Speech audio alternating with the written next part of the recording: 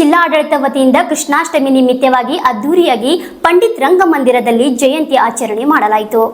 ಕಲಬುರಗಿ ದಕ್ಷಿಣ ಮತಕ್ಷೇತ್ರದ ಶಾಸಕರಾದ ಅಲ್ಲಮಪ್ರಭು ಪಾಟೀಲ್ ಸೇರಿದಂತೆ ವಿಧಾನ ಪರಿಷತ್ ಸದಸ್ಯರಾದ ತಿಪ್ಪಣ್ಣಪ್ಪ ಕಮಕನೂರ್ ಅವರು ದೀಪ ಬೆಳಗಿಸುವ ಮುಖಾಂತರವಾಗಿ ಹಾಗೂ ಶ್ರೀಕೃಷ್ಣನ ಭಾವಚಿತ್ರಕ್ಕೆ ಪೂಜೆ ಸಲ್ಲಿಸುವ ಮುಖಾಂತರವಾಗಿ ಕಾರ್ಯಕ್ರಮಕ್ಕೆ ಚಾಲನೆ ನೀಡಿದರು.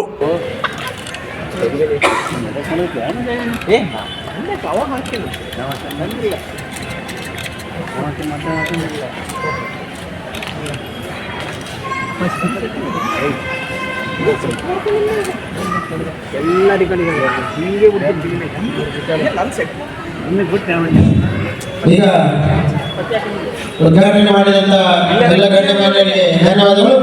ಈಗ ಮುಂದಿನ ಕಾರ್ಯಕ್ರಮ ಕೃಷ್ಣನ ವೃತ್ತದೊಂದಿಗೆ ಒಂದು 3 ಹಾಡಿಗೆ ನೃತ್ಯವನ್ನು ಮಾಡಲಿದ್ದಾರೆ ಶ್ರದ್ಧಾ ಭಟ್ ಮೇಡಮ್ ಅವರ ತಂಡದವರಿಂದ.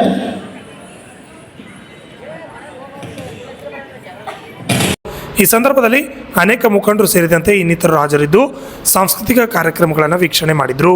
Bureau report RJ32 Kannada news, Kalaburagi.